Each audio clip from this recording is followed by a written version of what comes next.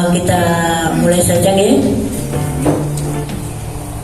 Bapak dan Ibu, marilah kita awali pertemuan ini dengan membaca basmalah bersama-sama. Bismillahirrahmanirrahim. Bapak dan Ibu, akan saya bacakan untuk program gugus tahun 2023 untuk bulan Januari, pembuatan program penanggung jawab semua anggota. Kemudian bulan Februari, Beklen. Bulan Maret, pentas seni bersama nanti di Palung Plaza. Perlembaga maksimal 2 ya. Kemudian April, halal bihalal. Mei, lomba merangkai bunga untuk guru dan membedakan empon-empon melalui melalui bau ya. Jadi nanti empon-emponnya dengan mata diduduk. Kemudian bulan Juni penilaian kurikulum merdeka nanti akan disampaikan oleh Mbak Ayu. Kemudian Juli laporan murid baru. Agustus lomba mewarnai, melukis kemudian diwarnai. Kemudian September persiapan akreditasi, nanti rencana mau mengundang Bu Upi. Oktober, November, Desember untuk pembuatan administrasi. Jadi nanti kita bareng-bareng administrasinya dilengkapi bareng-bareng ya. Jadi nanti kalau kita sudah benar-benar siap, mangkat bareng. Untuk selanjutnya, karena Ibu pengawas dan Ibu penilik sudah hadir, maka acara kita lanjutkan yaitu pembinaan dari dinas kepada Ibu Dirayu juga Ibu Rini, kita persilakan. Bismillahirrahmanirrahim. Assalamualaikum warahmatullahi wabarakatuh. Alhamdulillahirabbil alamin. Asyhadu an la ilaha illallah wa asyhadu anna Muhammadan abduhu wa rasuluh. Allahumma shalli ala Muhammad. Ibu-ibu serta bapak sekalian di tugas sekolah yang saya dirahmati oleh Allah dan dari ini selama berada di wilayah sampai mendatang.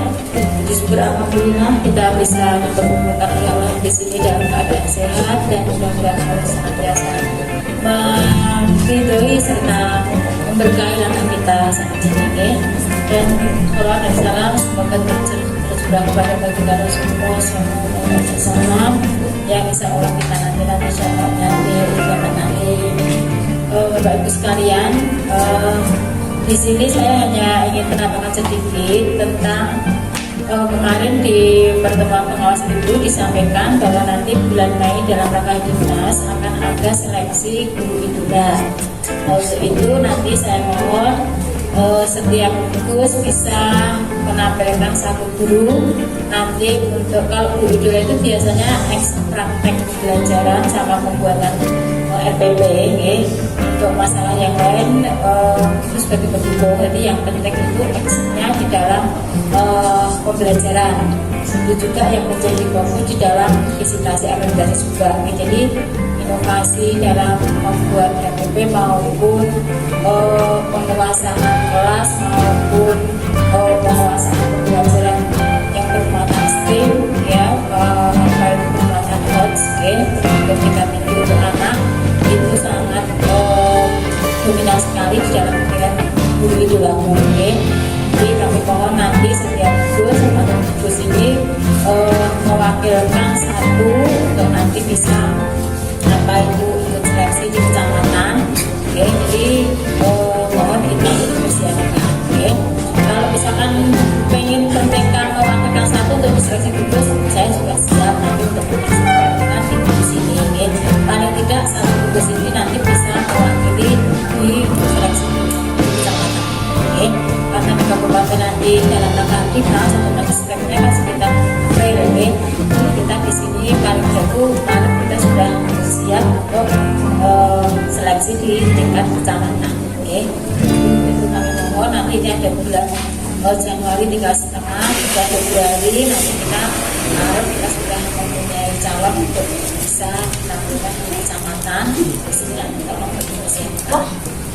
Terus kemudian hubungannya dengan pengimbasan di modul 1.4 nanti, kemarin saya sudah soal di Bisul 3 maupun di TK Pembinaan Jaten juga pembahasan seperti ini. Ya, harapan saya nanti teman-teman bisa memahami apa itu budaya positif dan nanti bisa diterapkan di lembaganya masing-masing sehingga kita tidak lagi salah langkah di dalam membimbing anak, khususnya untuk memberikan apa itu kedisiplinan kepada anak secara positif. Jadi tidak ada hukuman, tidak ada apa itu mencela ataupun menjudge anak yang itu ternyata tidak baik untuk psikologi anak. Jadi bagaimana kita memberikan apa itu membelajarkan disiplin kepada anak secara positif sehingga anak-anak itu betul-betul bisa nanti masuk ke dalam dirinya atau membentuk karakter dirinya itu bahwa disiplin itu memang suatu kebutuhan dan sesuatu yang harus dimiliki oleh seseorang sehingga itu akan membawa kebaikan karakter ke depannya, termasuk pembentukan profil pelajar Pancasila ini dengan lewat budaya positif ini. Jadi guru bisa memberikan apa itu stimulasi atau memberikan motivasi ataupun memberikan pendidikan karakteris secara baik sehingga bisa anak-anak itu menerima dengan secara ikhlas dan tidak merasa tertekan, tidak ada rasa takut, tidak ada rasa saya melakukan ini supaya nanti dapat imbalan, saya melakukan ini supaya nanti tidak ada hukuman, saya melakukan ini supaya nanti apa itu dipuji ataupun disanjung, tidak seperti itu. Tapi itu dirasakan bahwa itu adalah suatu kebutuhan sehingga mereka bisa diterima di dalam lingkungannya dengan memberikan apa itu karakter yang positif tadi tanpa ada tekanan. Ini seperti itu. Jadi kami mau nanti teman-temanku dengan pembahasan oleh Bunda siapa nanti Ayu nanti teman-teman bisa memahami itu semuanya dan bisa menindaklanjuti lembaga masing-masing. Saya berharap dengan adanya Bu Ayu Widya ini nanti bisa menginspirasi teman-teman semuanya menjadi pendidik yang profesional yang digambarkan oleh anak yang bisa menginspirasi untuk apa itu anak didik kita semuanya sehingga bangga dengan ibunya dan akan turun rasa sayang dan berubah betul-betul karena dari diri anak ini tidak karena kita tidak karena apa tapi kalau memang mereka itu menghayati itu semua sebagai sesuatu yang mulia yang baik saja dari saya karena saya kebebasan yang minimal jam ya makanya itu nanti jam kalau kita di sini baik lebih cepat. Assalamualaikum warahmatullahi wabarakatuh. Waalaikumsalam warahmatullahi wabarakatuh. Waktu saya serahkan kepada Mbak Ayu yang akan menyampaikan pembahasan modul 1.4 tentang budaya positif. Assalamualaikum warahmatullahi wabarakatuh.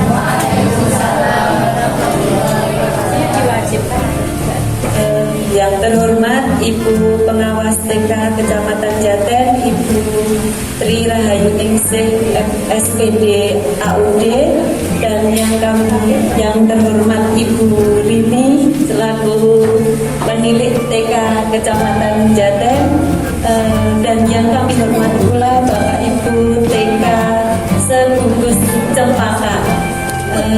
Selawat serta salam kepada junjungan Nabi besar kita Nabi Muhammad Sallallahu Alaihi Wasallam.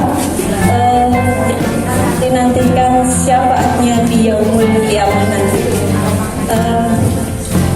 Pertama-tama saya mengucapkan terima kasih saya sudah diberi kesempatan untuk mengimbaskan modul 1.4 budaya positif dari yang saya peroleh selama mengikuti pendidikan program penggerak Angkatan 7 Kabupaten Karanganyar selama kurang lebih baru 3-4 bulan.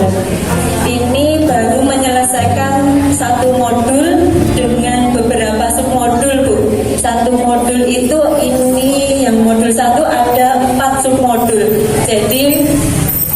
modul 1.4 sampai modul 1.4, dan yang terakhir ini merupakan tugas aksi nyata saya yang harus saya tularkan melalui pengimbasan kepada komunitas, baik teman sejawat maupun dengan tugas gitu.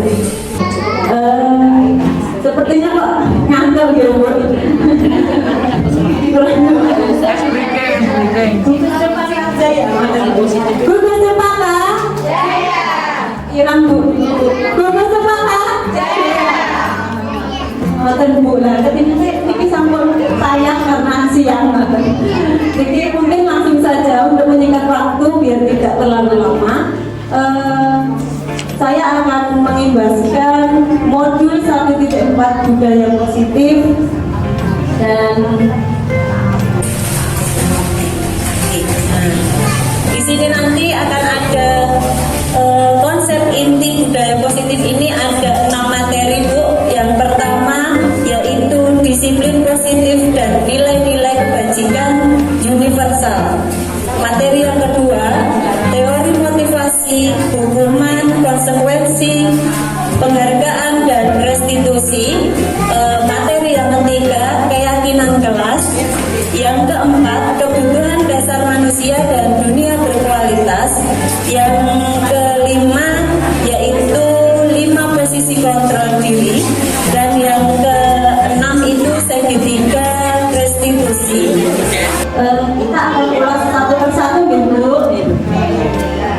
Gitu. Ternyata masih latar belakang sekolah adalah tempat yang aman, nyaman dan menyenangkan bagi semua warga sekolah, khususnya murid untuk belajar. Tentunya gitu. Hal ini tentunya sejalan dengan filosofi pemikiran Ki Hajar Dewantara yang menyatakan bahwa pembelajaran di sekolah harus bisa memerdekakan murid dan berpusat pada murid. Sekarang itu berpusat pada murid, bukan berpusat pada guru. Mengikuti kodrat anak, yaitu kodrat alam dan kodrat zaman. Jadi anak itu biar terbiasa melihat lingkungan sekitarnya, dia biar bisa tumbuh berkembang sesuai kodrat alam dan kodrat zamannya, mengikuti zaman. Yang ketiga, tidak bertentangan pada nilai-nilai kemanusiaan. Yang keempat, pembangunan budi pekerti, dan ini Bu, menghasilkan yang dinilai itu proses, bukan hasilnya. Kalau kita dulu itu masih beranggapan hasil gitu. Jadi kita itu sekarang di kurikulum Merdeka ini menekankan pada prosesnya. Gitu. Budaya positif adalah salah satu faktor yang dapat diciptakan untuk mewujudkan pembelajaran yang sesuai dengan tujuan pendidikan nasional. Melalui budaya positif, maka hal-hal baik akan dimunculkan dalam setiap kegiatan di sekolah. Ini bisa melalui dengan pembiasaan Bu, pembiasaan karakter. Sebenarnya kita melakukan setiap hari, tapi kita tidak sadar ngatung ya. Kalau itu termasuk disiplin positif yang akan memunculkan budaya positif. Contohnya itu kebiasaan meletakkan sepatu, itu sudah termasuk disiplin. Sebelum masuk ke disiplin, apa Bu yang ada terbayang model disiplin itu apa? Ada yang tahu?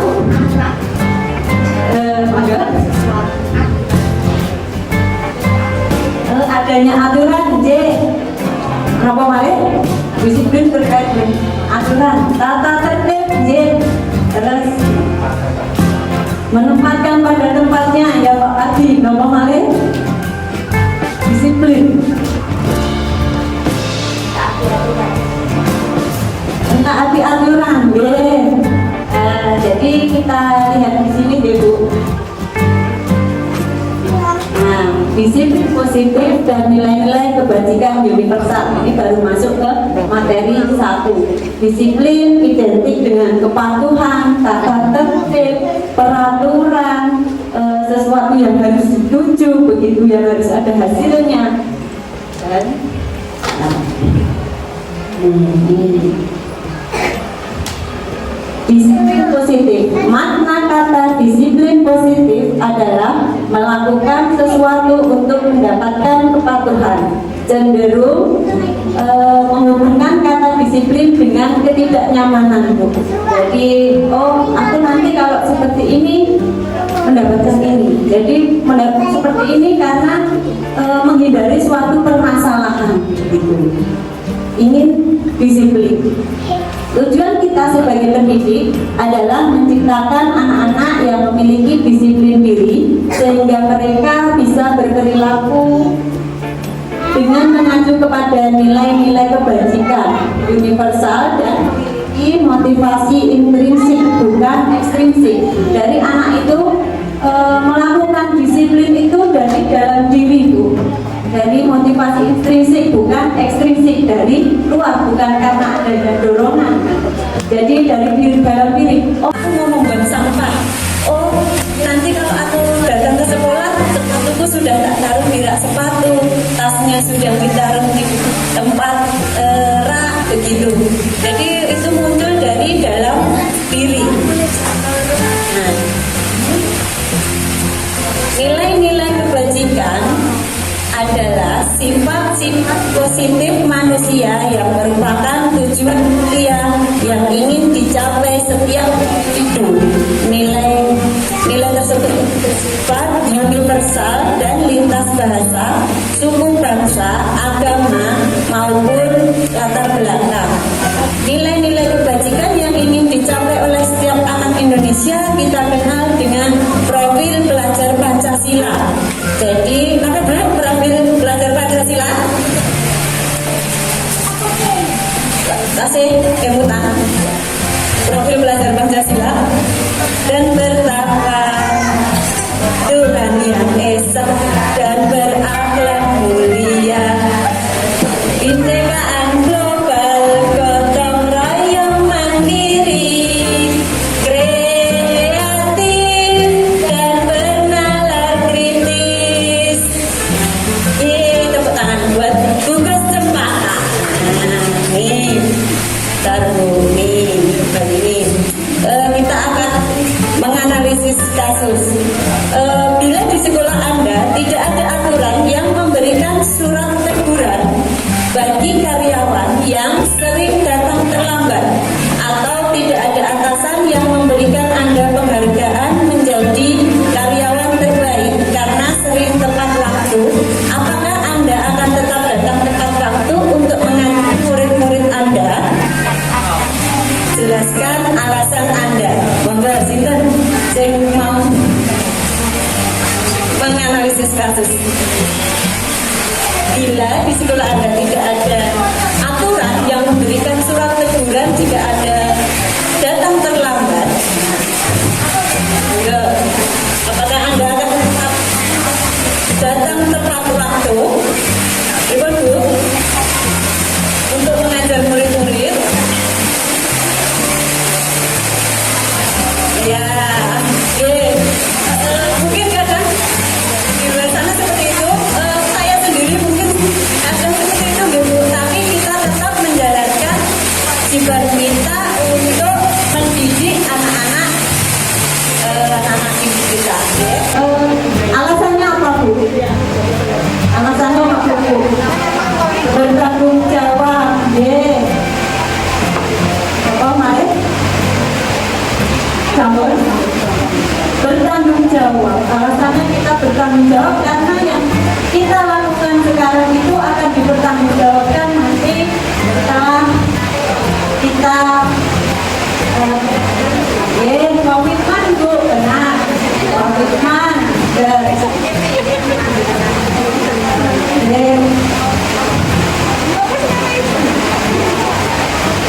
Kita lanjutkan.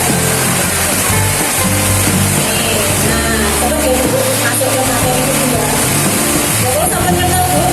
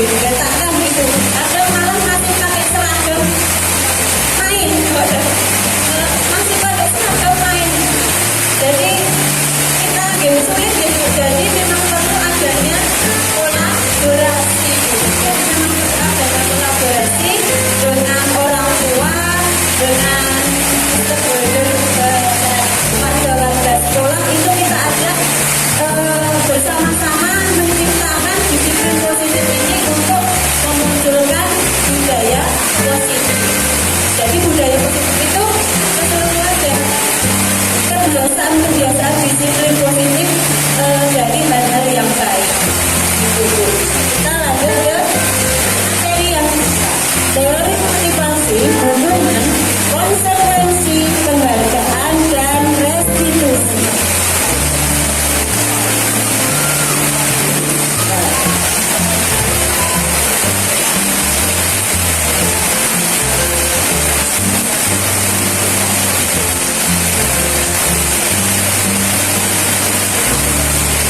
Motivasi adalah dorongan yang timbul pada diri seseorang secara sadar maupun tidak sadar untuk melakukan suatu tindakan dengan tujuan tertentu.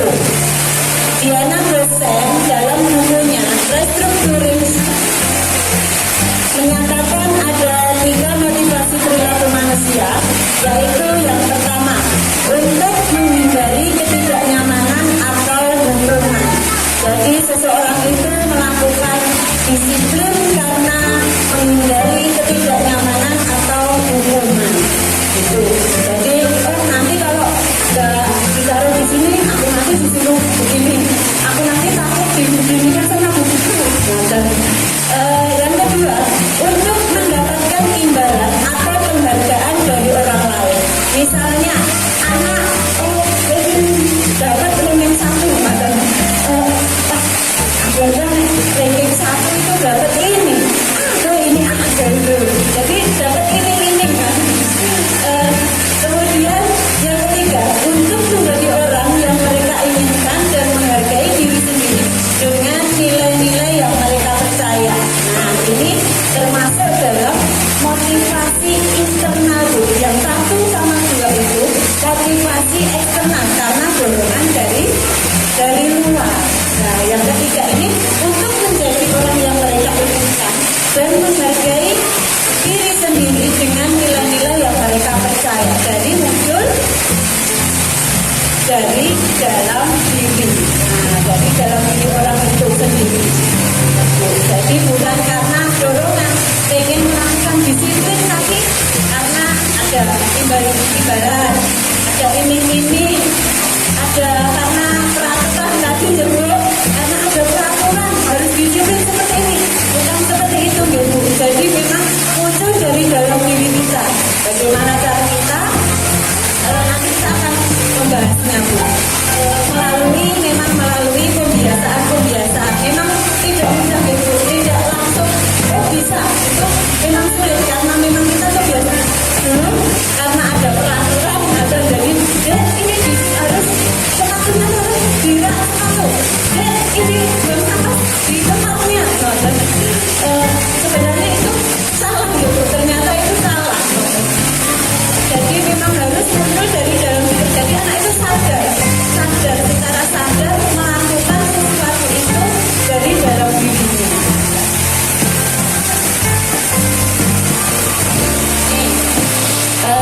Teori motivasi, hubungan, konsekuensi, penghargaan dan restitusi. Tindakan terhadap suatu pelanggaran pada umumnya berbentuk hukuman atau konsekuensi.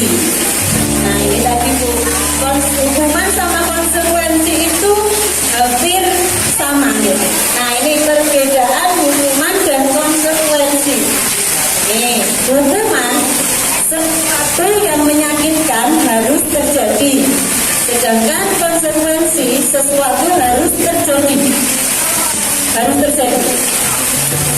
Hukuman membuat anak sakit fisik maupun hati untuk jangka waktu lama. Jadi kalau anak itu dihukum, efeknya itu akan lama gitu. Kayak dulu misalnya gitu. Dulu itu guru saya harus gini, kamu itu buat huruf F itu keliru dan F itu keliru harus jadi sampai sekarang itu saya ingat mungkin begitu itu suruh kerjakan F itu banyak banget betul F terus sedangkan konsekuensi itu membuat anak merasa tidak nyaman dalam jangka waktu pendek. Jadi konsekuensi itu ini Bu, dibuat bersama. Jadi dibuat bersama, buat bersama. Jadi misalnya anak nanti terlambat 10 menit, nanti anak juga ulangnya tinggal dulu di kelas 10 menit, misalnya istirahat dia tidak sama dengan temannya sudah istirahat, dia masih menunggu 10 menit karena dia datang terlambat 10 menit. Jadi itu tidak sampai tersimpan di memori, tidak sampai lama. Kalau hukuman itu kan nanti datang terlambat suruh lari kan. Jadi kalau mereka suruh menyiram tanaman, suruh nyanyi, ya ternyata itu termasuk kita tidak menyadari kalau itu ternyata termasuk hukuman. Jadi nggak bisa ini nyanyi, itu. Tapi kalau kita sepakati dulu sebelumnya, itu beda lagi. Jadi anak lebih merasa dihargai. Kemudian anak membenci kedisiplinan. Aku nek iki mesti iki karo baru nek tak taruh tak sepatu aku pun bisa bersih WC ya. Seperti itu. Jadi akan membenci, bukan timbul dari dalam diri sendiri. Konsekuensi akan menghargai disiplin, tapi memang belum muncul dari dalam diri sendiri, yaitu kalau konsekuensi karena dilakukan secara bersama. Kemudian mendorong anak menyakiti diri sendiri. Nah ini Bu, jadi dia itu akan kecewa begitu, kecewa kalau aku 7 bulan dan besok aku besok 6 bulan telat ya, gitu Bu. Kemudian untuk konsekuensi mendorong anak agar mudah menyesuaikan diri. Kemudian lanjutnya hukuman konsep diri yang buruk, sedangkan konsekuensi konsep diri yang baik itu akan muncul di yang buruk. Jadi anak itu melakukan disiplin karena hukuman itu. Kalau konsekuensi karena memang nanti kalau aku jalan-jalan di kelas begitu, kalau anak TK jalan-jalan konsekuensinya aku nanti nyanyi, tapi karena kesepakatan bersama begitu. Jadi di sini bersama. Selanjutnya anak belajar untuk menyembunyikan kesalahan. Jadi kalau untuk konsekuensi anak belajar untuk mematuhi peraturan, tapi karena memang masih adanya dorongan. Kemudian marah, rasa bersalah, dipermalukan, merasa tidak dihargai. Nah, sedangkan untuk konsekuensi kehilangan hak, dibuat tidak nyaman, diasingkan untuk sementara saja. Jadi kalau konsekuensi karena memang sudah disepakati bersama gitu. Kalau hukuman kan secara langsung, jadi tiba-tiba gitu. Kalau hukuman itu secara tiba-tiba. Ayo kamu ini maju, nah begitu itu termasuk juga hukuman. Maju push up, malah suruh push up itu, masa nanti kasih push up kita lanjutkan. Kalau kita penyanyi ya, nyanyi gitu. Nah ini ada kasus lagi Bu, monggo dicermatin ya. Nah ini Bu, nih nomor 1, monggo siapa yang mau menjawab? Mencatat 100 kali di dalam buku kalimat saya tidak akan terlambat lagi karena terlambat ke sekolah. Ayo,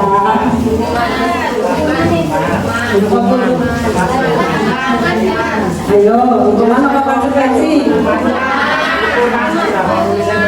Ayo, coba hukuman apa?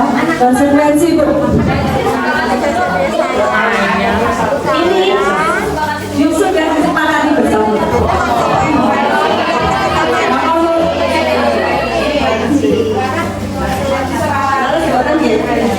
Oh, ternyata konsekuensi Bu. Nah, yang kedua sekarang, lari mengelilingi lapangan basket 2 kali karena terlambat hadir. Ayo, kamu terlambat, sekarang lari.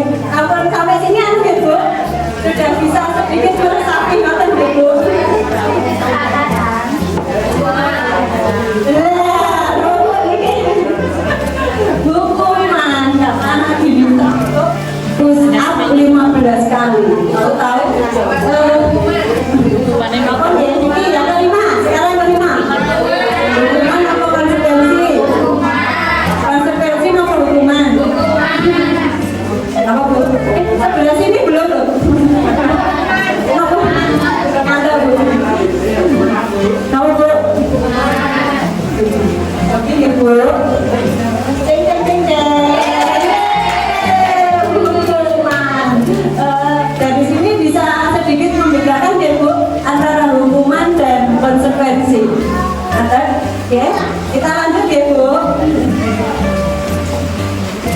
Ini ampun tegang Bu.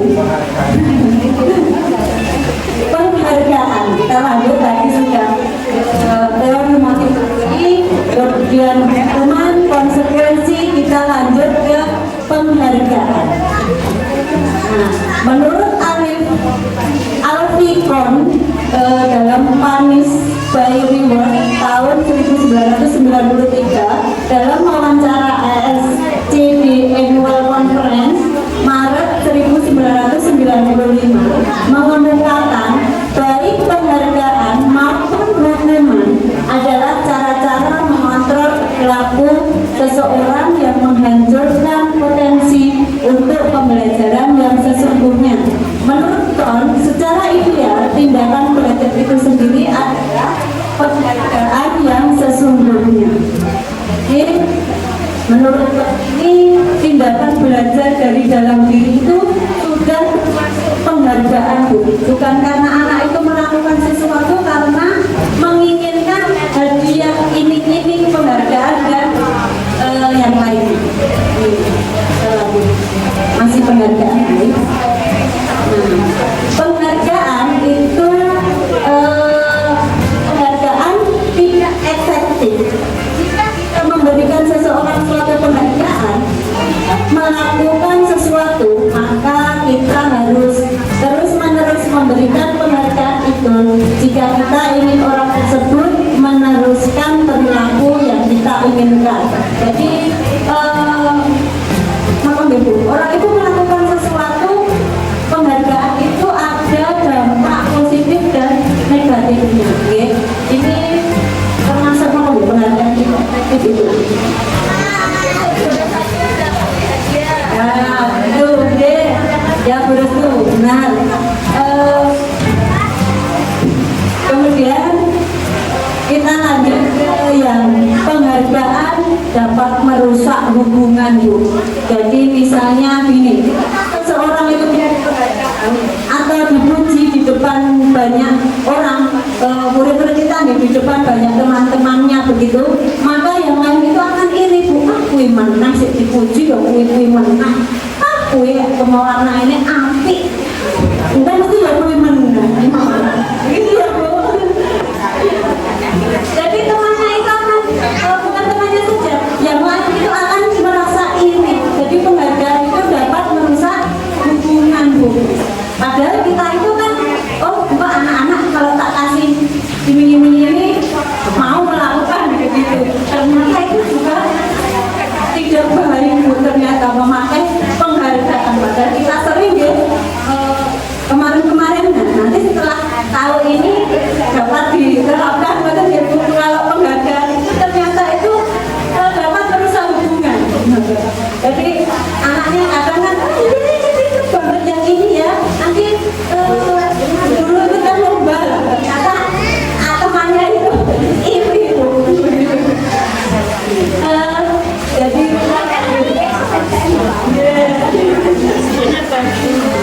lanjut.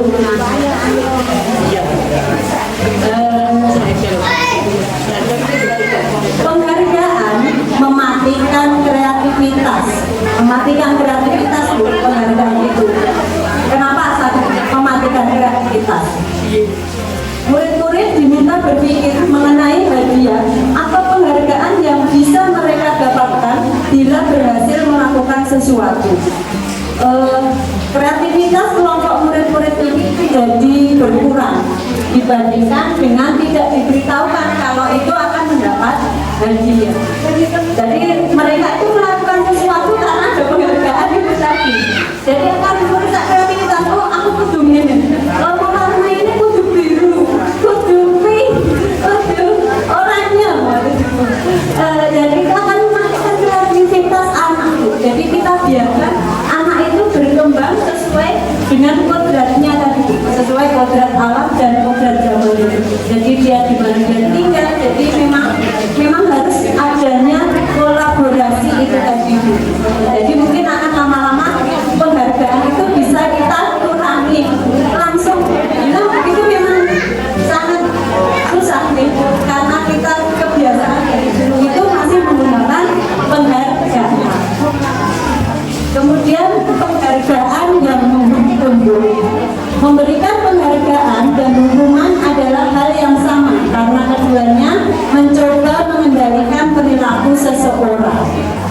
Jadi dia kalau tidak mendapatkan hadiah ya merasa dia tidak merasa dihukum begitu. Jadi aku pun yang teman-teman ternyata nggak dapat hadiah begitu kan. Jadi menghasilkan apa ya punya anak begitu. Jadi itu termasuk penghargaan yang mendukung anak-anak pengen jebulin lomba-lomba itu piala kata begitu aku dapat piala.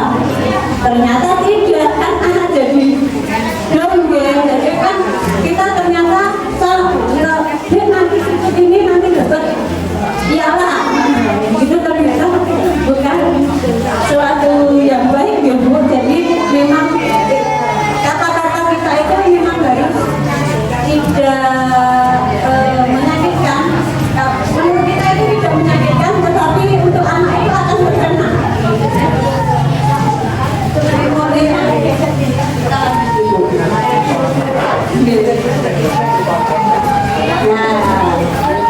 Ini sudah beda lagi Bu, sudah masuk ke restitusi. Jadi karena kita sudah membahas penghargaan Bu, baik mau membahas penghargaan dari Bu.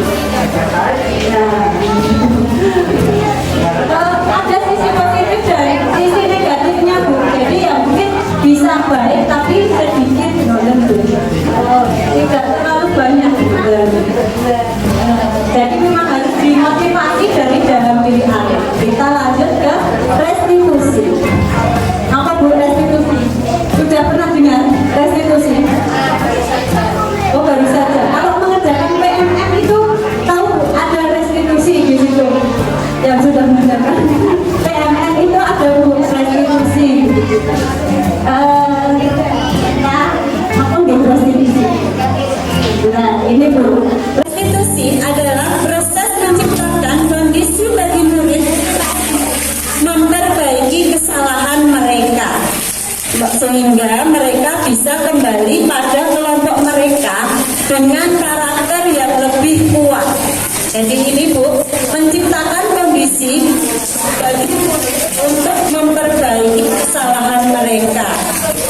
Jadi bukan karena penghargaan tadi, tapi ini mengkondisikan begitu Bu, menstabilkan, memberi keyakinan begitu untuk anak.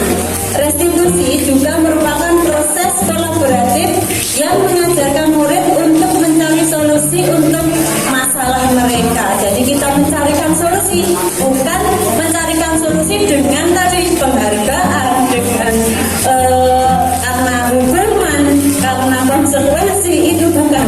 Tapi karena kita itu mencoba mencarikan solusi permasalahan yang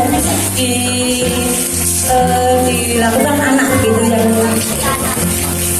dan membantu ini menurut dosen tahun 2004 itu dalam bukunya.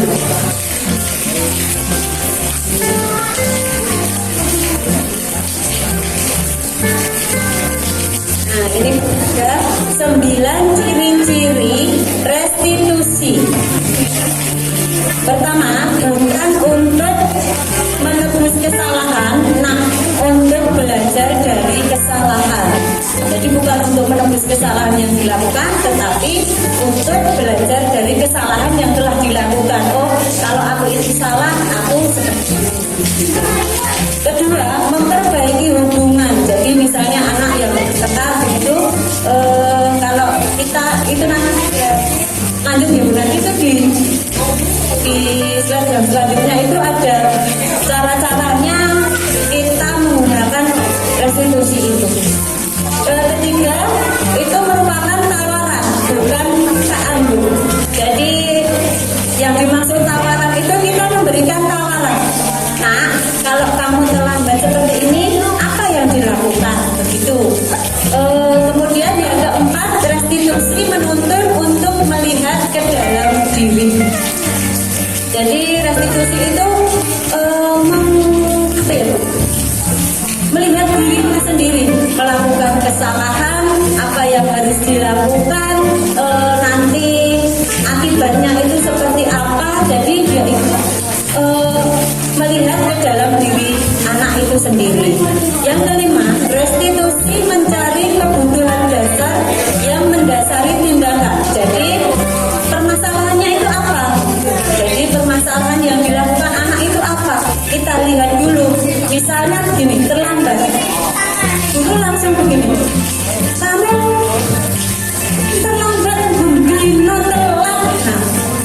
dina pertama jane iki ngabang lho, dina telat. Bukan seperti itu gitu. Jadi memang nanti akan ada kata-kata yang menyakitkan kalau itu. Kita kan belum tahu. Oh ternyata anak itu di rumah ada apa begitu. Ya mungkin ada yang bangunnya kesiangan, tapi kan mungkin ada yang menunggu ibunya dulu pulang dari kerja. Mantan kita kan nggak harus langsung berdino sholat maaf jam 09.00. Allah begitu ya Bu. Enten Bu, ada itu Bu. Oh betul enten ya. Ini jadi kita harus mencari permasalahannya dulu. Kemudian yang keenam, restitusi diri adalah cara yang paling baik. Jadi di antara penghargaan, motivasi, penghargaan, konsekuensi, itu restitusi ini cara yang lebih baik. Kemudian restitusi fokus pada karakter, bukan tindakan. Jadi kita melihat karakter anak, bukan langsung dari tindakannya yang dilakukan, tapi karakternya. Karena karakter anak itu berbeda-beda, beraneka ragam. Jadi kita memang harus mengetahui satu persatu anak didik kita harus paham, bukan langsung disamaratakan, tapi memang kita harus melihat karakter. Kemudian restitusi fokus pada solusi. Itu tadi Bu, mencarikan solusi dari permasalahan yang telah diperbuat. Yang kesembilan, restitusi mengembalikan murid yang berbuat salah pada kelompoknya. Jadi yang pertamanya, cakuin nakal dia, cakuin nakal banget dong, aku dolanan betulin. Nah, itu biasanya anak ya. Aku nggak mau, aku main sama dia kan, dia itu suka menjibiti Bu, dia itu suka merobek, bukan seperti itu guys. Jadi kita akan mengembalikan anak itu pada kelompoknya, gitu. Dengan mencarikan solusi permasalahan tadi itu, solusinya ya kita lihat dulu kenapa kok anak itu berbuat seperti itu, gitu. Memang tidak langsung signifikan bisa selesai begitu Bu, tapi memang harus waktunya bertahap, benar. Sudah mulai masuk ke materi yang ketiga Bu. Dewa sampun mulai Bu, sedikit bisa dipahami ya Bu, mengenai teori motivasi, penghargaan, konsekuensi, hukuman, dan restitusi. Agak ya Bu, yang lebih baik apa Bu? Restitusi, hukuman, saya betul Bu. Tidak. Konsekuensi ya lebih sedikit ya Bu, lebih baik. Ini kita masuk yang ketiga, yaitu keyakinan kelas. Kalau kita sudah memunculkan motivasi-motivasi dari dalam diri anak, maka kita juga harus mempunyai keyakinan kelas. Nah, mengapa tidak peraturan saja? Mengapa harus keyakinan kelas? Kenapa tidak peraturan tok begitu? Kenapa harus keyakinan?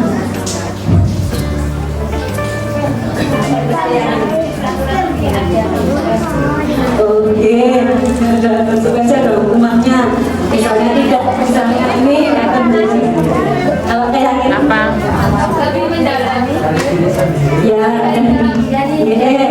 dari dalam diri sendiri lebih mendalam maupun diri. Nah, pertanyaan begini, mengapa kita memiliki peraturan 3? Menggunakan masker, mencuci tangan, dan menjaga jarak 1,5 meter. Itu kenapa ya Bu? Untuk apa? Biar sehat, kesehatan deh, terus Bu. Gitu. Ya. Untuk apa Bu? Pasti dia jawaban panjenengan semua pasti untuk kesehatan. Nah, itu sudah dari dalam diri Bu. Kita harus mengapa kita memiliki peraturan harus mencuci tangan, memakai masker, begitu menjaga jarak. Kemudian yang kedua, jadi memang alasannya karena tadi kesehatan. Yang kedua, pertanyaan yang kedua, mengapa kita memiliki peraturan tentang penggunaan helm pada saat mengendarai kendaraan bermotor? Nah, alasannya pasti nomor Bu.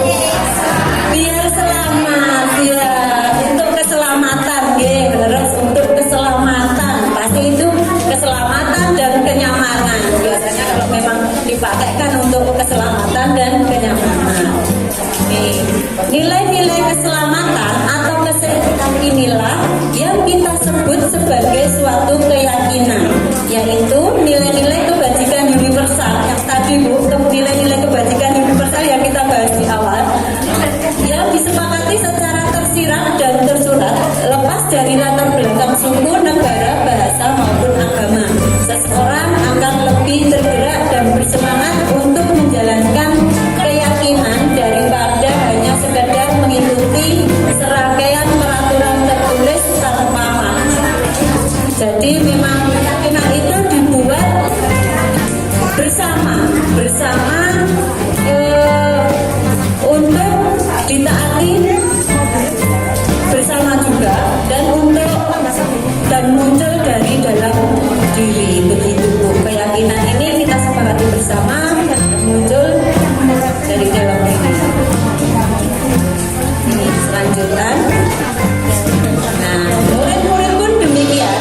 Mereka perlu mendengarkan dan memahami arti sesungguhnya tentang peraturan-peraturan yang diberikan. Apa nilai-nilai kebajikan di balik peraturan tersebut?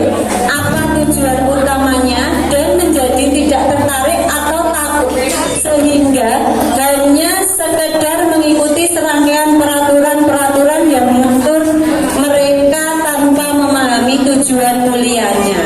Gitu Bu. Jadi memang keyakinan kelas itu harus dibuat bersama, terbuka dengan kalimat yang positif Bu.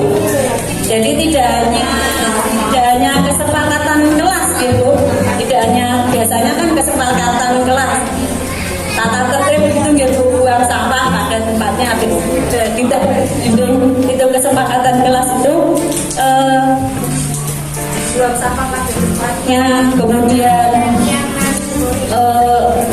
taruh sepatu di rak begitu. Jadi itu memang yang membuat kalau kesepakatan kelas guru.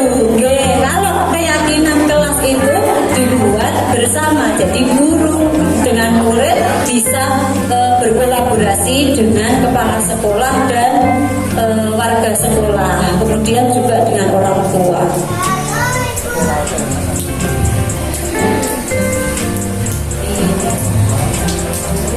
Pembentukan keyakinan sekolah atau kelas. Jadi keyakinan kelas itu tidak hanya untuk kelas, jadi bisa digunakan untuk keyakinan sekolah, gitu Bu. Pembentukannya ini, keyakinan kelas bersifat lebih abstrak. Nah ini Bu, lebih abstrak dari peraturan. Jadi tidak peraturan, yang lebih rinci dan konkret. Jadi kesepakatan itu mengalir gitu, menjiwai gitu. Keyakinan kelas berupa pernyataan-pernyataan universal. Pernyataan keyakinan kelas senantiasa dibuat dalam bentuk positif. Kata-katanya itu positif, tidak seperti peraturan gitu ya. Kemudian keyakinan kelas hendaknya tidak terlalu banyak, jadi 2-3 begitu, sehingga mudah diingat dan dipahami oleh semua warga kelas. Keyakinan kelas sebaiknya sesuatu yang dapat diterapkan di lingkungan tersebut. Jadi di mana kita berada, keyakinan itu harus diterapkan dari dalam diri. Jadi bukan seperti kesepakatan kelas, jadi tidak terpaksa, tidak seperti peraturan, tapi keyakinan kelas seperti begini Bu. Guru dan murid saling menghargai begitu, menghargai yang lebih tua, anak lebih menghargai lebih tua. Kami lebih bertanggung jawab seperti itu. Jadi tidak buang sampah pada tempatnya. Kemudian tata tertib, memakai baju begini, memakai sepatu hitam. Nah, seperti itu, oke. Tetapi muncul dari diri. Jadi kami bertanggung jawab, gitu. Kami bertanggung jawab. Itu sudah termasuk keyakinan kelas. Kami saling tolong menolong. Kami itu kan sudah dibuat. Kami itu kan tidak sendiri, gitu, tapi bersama. Kami bertanggung jawab. Itu kan jadi akan muncul dari dalam diri. Anak itu untuk melakukan sesuatu itu dengan sendirinya, bukan karena adanya peraturan. Bersedia meninjau kembali keyakinan kelas dari waktu ke waktu. Jadi seminggu, begitu Bu, seminggu. Kan keyakinan kelas itu bisa juga ditempel Bu di dinding. Itu keyakinan kelas kami menghormati orang yang lebih tua. Kami bertanggung jawab, itu ditinjau Bu. Setelah seminggu itu mana yang belum bisa terlaksana, itu kita, oh apa mungkin cara kita yang salah, strategi kita yang salah, atau mungkin kita kurang apa gitu.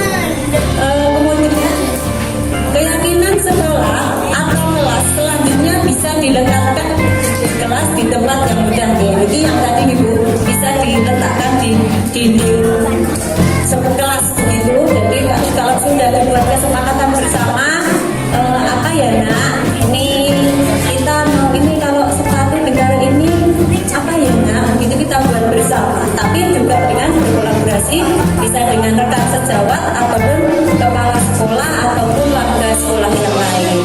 Tetapi juga harus dengan orang tua Bu.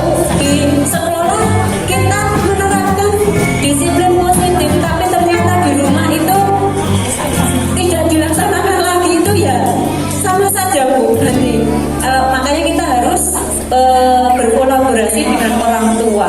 Itu penting Ibu, karena kita sudah di sekolah sudah anak sudah mapan banget. Ternyata di rumah itu beda lagi. Di rumah ya sudah sepatu, baju, makan, ya, itu sudah beda lagi Bu. Ternyata nanti di sekolah dibawa lagi Bu itu kebiasaan-kebiasaan itu. Kemudian kita lanjutkan di sini. Nah, ini Bu, mana yang merupakan kesepakatan kelas dan yang mana yang merupakan keyakinan kelas? Bu,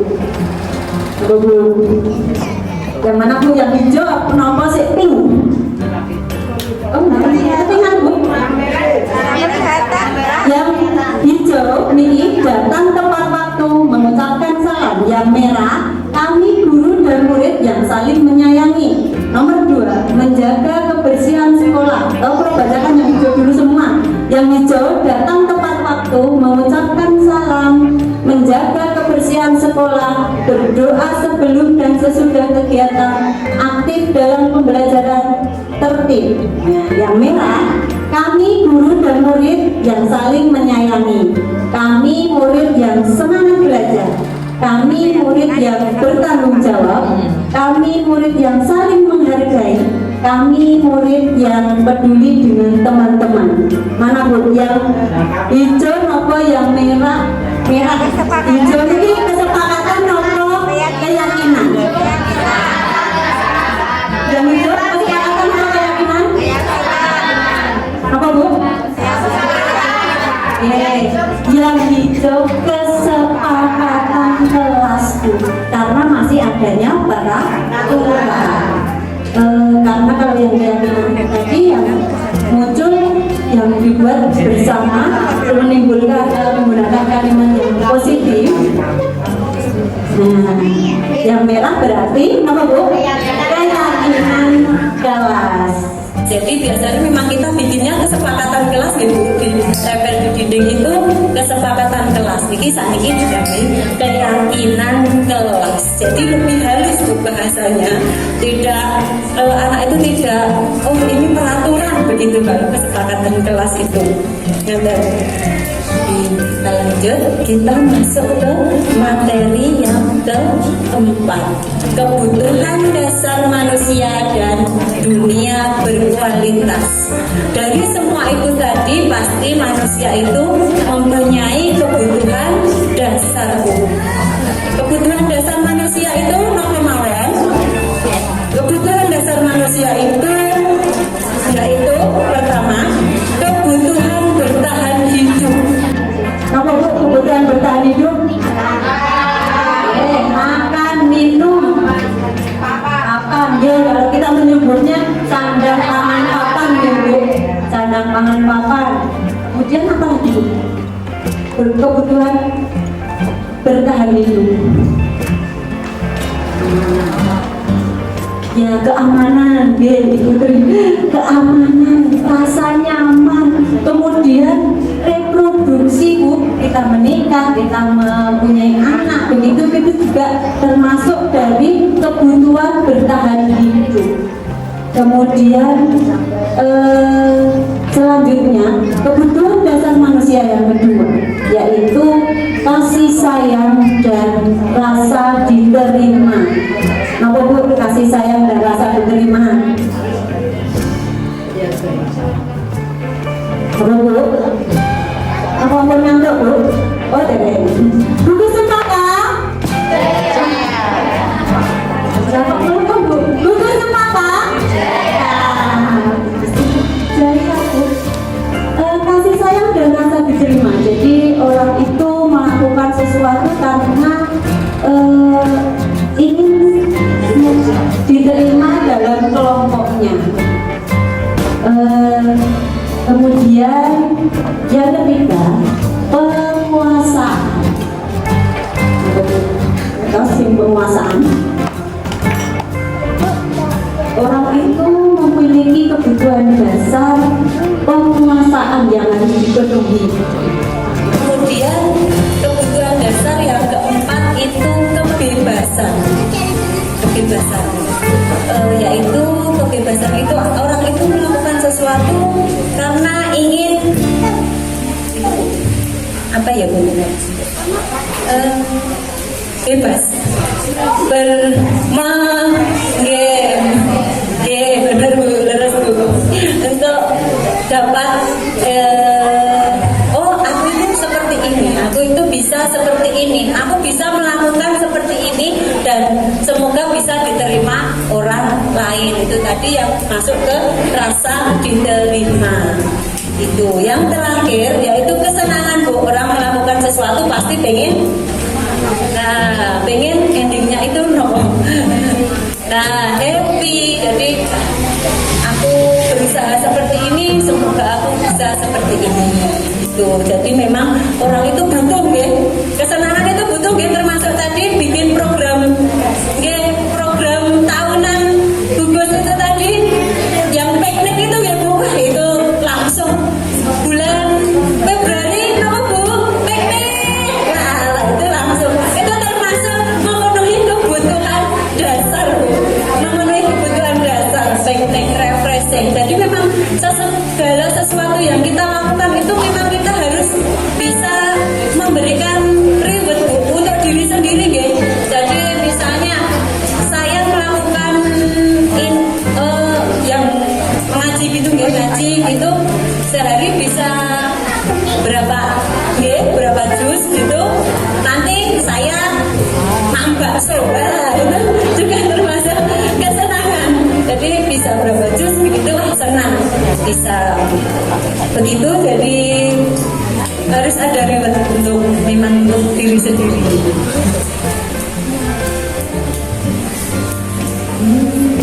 Lanjutnya Bu, analisis kasus Bu. Nah ini kasus lagi Bu, monggo Bu.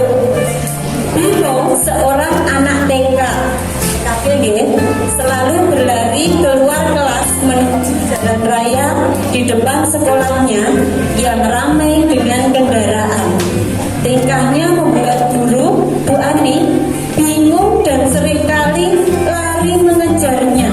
Ada beberapa kemungkinan jawaban yang akan dikatakan oleh Bimo, yang akan diberikan oleh Bimo itu begini. Identifikasi kebutuhan yang ingin dipenuhi oleh Bimo. Jika respon Bimo kasusnya Bimo itu sering berlari keluar kelas menuju jalan yang ramai. Bu Ani itu bingung dan sering kali lari mengejar Bimo. Mungkin ada kemungkinan Bimo itu lari itu pasti akan memberikan respon, memberikan jawaban seperti ini. Aku senang main kejar-kejaran dengan ibu guru, seru. Tadi termasuk dia ini memenuhi kebutuhan apa? Kebutuhan apa, Bu? Kesenangan? Apa, Bu? Aku senang main kejar-kejar. Gini, Bu Aninya mestinya bertanya, ya ampun Bimo, kenapa lari itu jalannya rame? Pasti begitu. Pasti dia akan memberikan jawaban itu beraneka ragam. Nah ini ternyata jawabannya itu seperti ini. Aku senang main kejar-kejaran dengan ibu guru, seru. Nah, malah pengen kejar-kejaran ternyata, Bu. Ternyata dia itu ingin memenuhi kebutuhan. Kebutuhan kesenangan, kebebasan, apa, Bu? Kasih sayang, rasa diterima, bertahan hidup. Nah, ini termasuk yang mana, Bu? Jawaban Bimo ini termasuk dia ingin memenuhi kebutuhan dasarnya. Kita lihat dulu nomor jawabannya. Lah, ini kesenangan. Dia itu kan senang, aku kan senang pengen main kejar-kejaran, mau di rumah aku nggak main kejar-kejaran sama bapak ibuku begitu. Ya kita menganalisis yang kasus yang selanjutnya. Kita coba lihat ini mungkin apa masih dengan kasus yang sama, Bu, tapi dengan respon Bimo yang berbeda. Ini responnya begini, ibu kejar aku karena ibu guru sayang aku begitu. Kalau kasih sayang, kesenangan, kebebasan, bertahan hidup. Kalau kasih sayang, kita lihat. Ayo, mungkin keliru, apa gitu? Kita termasuk hukuman dulu begitu. Nah, cinta dan kasih sayang.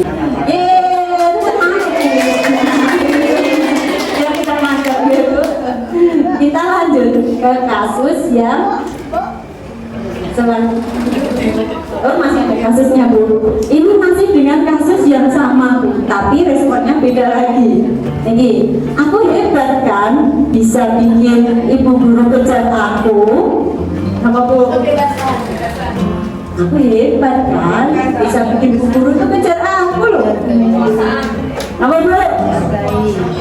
Apa, Bu?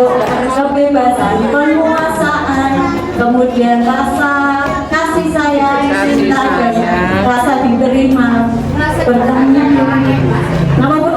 Aku hebat kan bisa bikin guru kejar aku. Nama, hebat kan bisa bikin guru kejar aku loh. Itu dia memenuhi kebutuhan apa kalau dia menjawab seperti itu? Apa, Bu? Rasa diterima. Rasa diterima. Berikan apa, Bu? Penguasaan. Nama boleh, Bu? Dan itu malah disebutkan loh, Bu. 1 sampai 6 tadi. Tahu, Bu? 1 sampai 6 tadi. Kita lihat apa, Bu?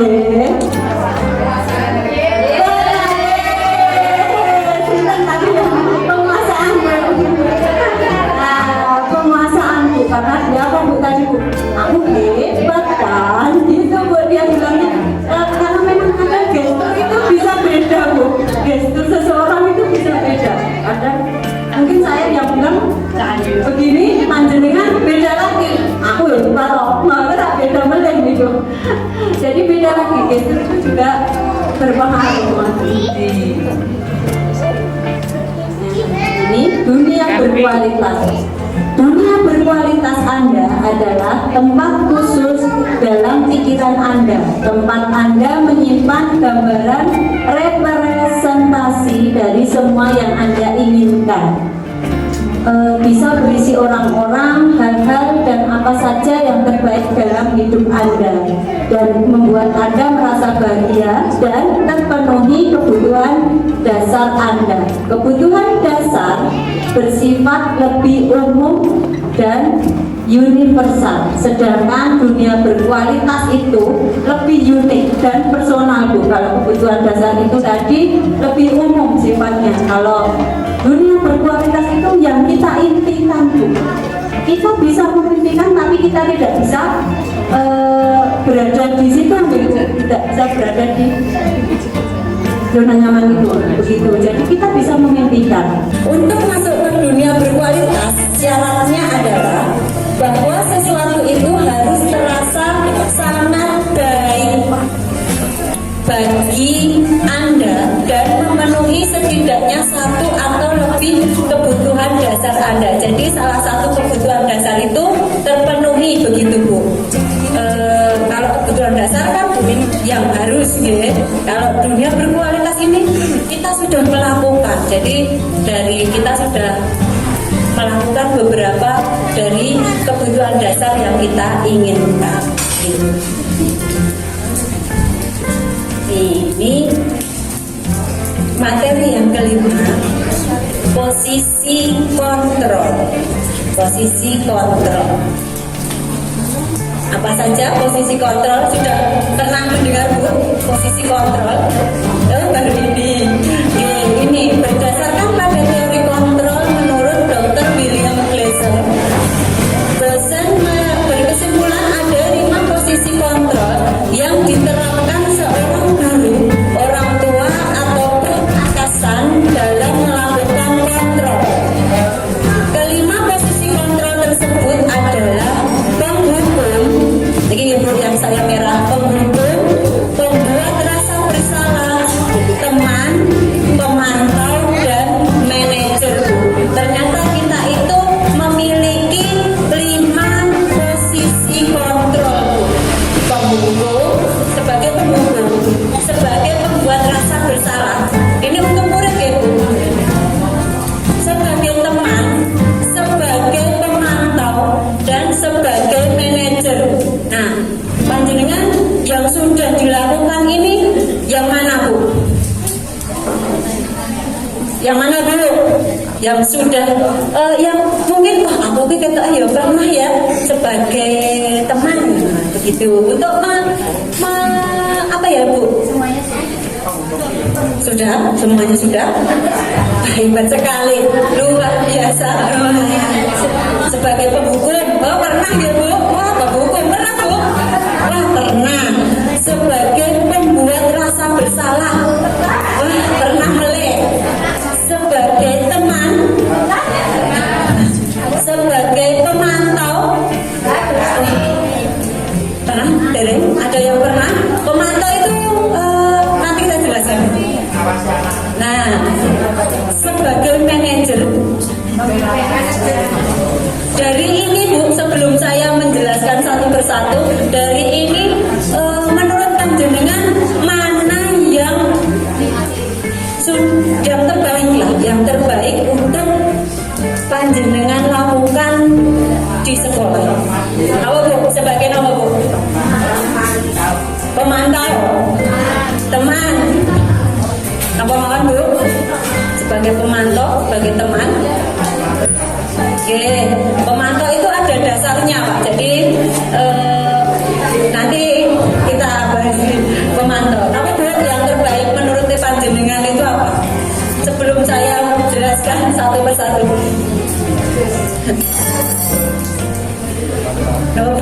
Manajer, pemantau, teman, manajer. Kita akan bahas itu. Nanti kita akan jawab setelah kita bahas satu persatu. Nah, setelah yang satu ini sampai keluar rumah.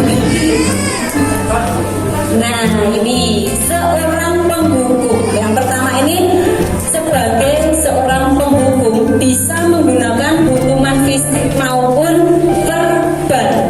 Orang-orang yang menjalankan posisi penghukum senantiasa mengatakan bahwa sekolah memerlukan sistem atau alat yang dapat lebih menekankan murid-murid lebih dalam lagi.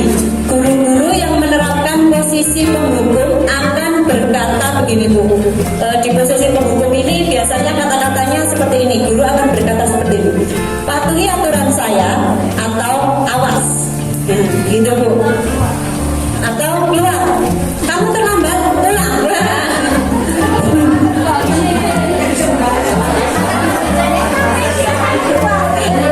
Itu tadi Bu, gestur. Mungkin saya bisa, mungkin kalau ke Bundaran beda lagi. Terlambat, ngantuk ya. Gitu. Kalau ke saya, terlambat, pulang. Gitu. Gestur itu juga berpengaruh Bu. Kemudian ini Bu, kamu selalu saja salah. Kok benar salah? Baik, iya kok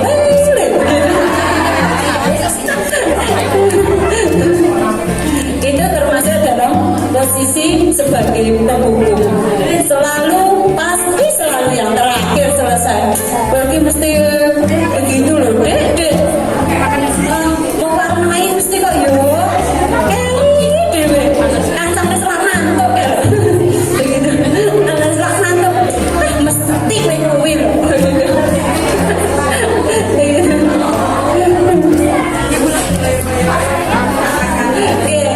Guru seperti ini senantiasa percaya hanya ada satu cara agar pembelajaran itu berhasil, yaitu caranya guru itu sendiri. Begitu. Penghukum itu guru, caranya guru itu sendiri sebagai penghukum. Gue merah. Ya ampun, ya ampun begitu juga. Berantem Bu. Ternyata itu banyak ya Allah, banyak. Penghukum itu dengan nada suara tinggi. Nah, tapi bukan gini, nggak pihasinnya halus gitu, nggak bisa tinggi gitu. Walaupun orang kata menghukum ini pihasinnya halus itu beda Bu. Tetap suaranya beda, gesturnya itu beda. Bahasa tubuh. Bahasa tubuh.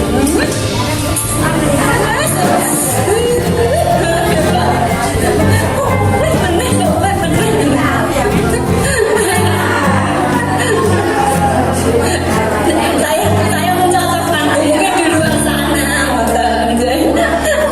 makanya melotot. Karena saya melotot gak bisa ya Bu, melotot mata saya sipit dan melotot malah lucu banget. Kemudian dan jari menunjuk Bu, jari ciri-cirinya jarinya gemes kayak sampai gemes. Ini di posisi penghukum, sebagai penghukum. Nah, selanjutnya di posisi, ternyata kita itu punya 5 posisi kontrol ternyata Bu, sebagai manusia. Pembuat rasa bersalah. Nah, ini Bu, pembuat rasa bersalah. Pada posisi ini biasanya guru akan bersuara lebih lembut. Di pembuat rasa bersalah ini guru akan bersuara lebih lembut. Pembuat rasa bersalah akan menggunakan keheningan yang membuat orang lain merasa tidak nyaman, bersalah atau rendah diri. Kata-kata yang keluar dengan lembut akan seperti ini Bu. Lah iki kalau lembut ini Bu. Ibu sangat kecewa sekali dengan kamu Nak. Bu, jadi anaknya tadi terlambat. Tadi kan terlambat. Terlambat pulang aku. Itu ya. Itu yang penghukum tadi. Sekarang yang pembuat rasa bersalah. Nak, kamu ini kok terlambat. Ibu kecewa loh Nak. Nah, itu membuat rasa bersalah. Berapa kali ibu itu harus bilang sama kamu kalau tidur itu jangan malam-malam. Nah, itu termasuk rasa bersalah. Kemudian ini Bu, gimana coba kalau orang tua kamu tahu berbuat begini, misalnya anak itu melakukan sesuatu yang tidak baik gitu, jadi tidak langsung dihukum. Kamu gitu ya, jadi penghukum tadi kan ini lebih lembut gitu Bu, lebih lembut. Di posisi ini murid akan memiliki penilaian diri yang buruk tentang diri mereka.